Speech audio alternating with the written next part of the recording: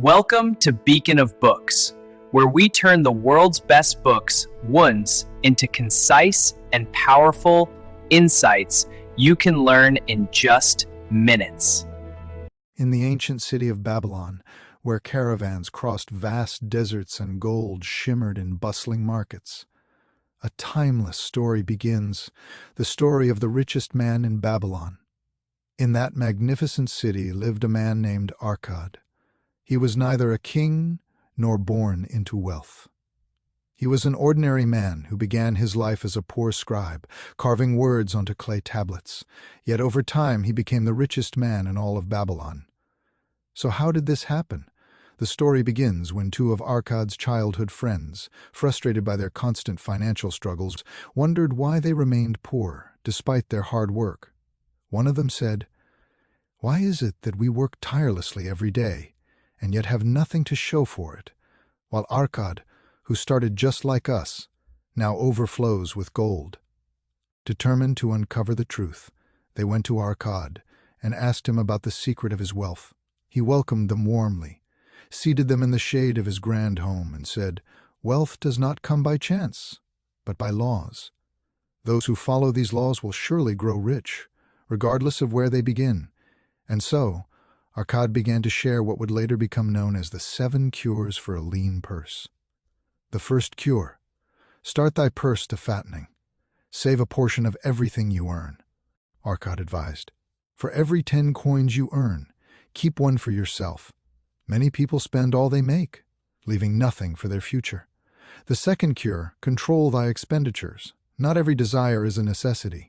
Learn to distinguish between needs and wants, and ensure that your expenses never exceed your income. The third cure: make thy gold multiply. Saving alone is not enough. Invest your money wisely so it can generate more wealth. Money, when properly invested, becomes like a growing tree that continuously bears fruit. The fourth cure: guard thy treasures from loss. Avoid investments you do not understand. Seek advice from those who are experienced, and stay away from risky ventures that promise quick gains. The fifth cure: make of thy dwelling a profitable investment. Owning a home can provide stability and reduce long-term expenses. The sixth cure: ensure a future income. Prepare for the days ahead, for old age and unexpected hardships. Build savings and investments that will support you in every stage of life. The seventh cure: increase thy ability to earn. Invest in yourself. The more knowledge and skills you acquire, the greater your opportunities for success. But the story does not end there. The book also tells the story of Bansir, a man burdened with debt, who nearly lost his dignity. Determined to change his life, he created a plan to divide his income wisely, a portion for saving, a portion for living, and a portion for repaying debts. Through discipline and persistence, he eventually freed himself from debt. Another inspiring story is that of Dabasir, a man who fell into slavery but learned that true freedom begins with responsibility and honor. By committing himself to repaying his debts, he restored not only his financial standing but also his self-respect.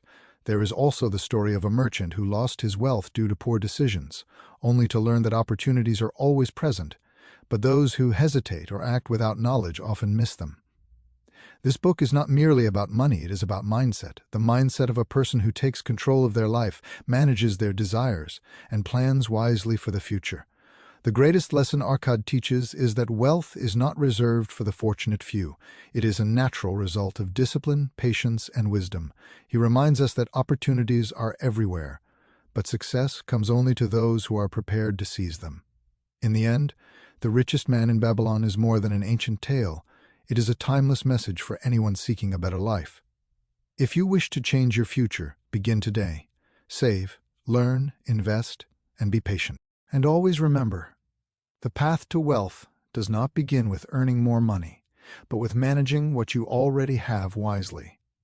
In Babylon, thousands of years ago, this wisdom was born, and it still lives on today, waiting for those who will apply it and become the richest person in their own Babylon. This was a summary of today's book from the Beacon of Books channel. If you liked the video, don't forget to like the video and subscribe to the channel to receive all the new content.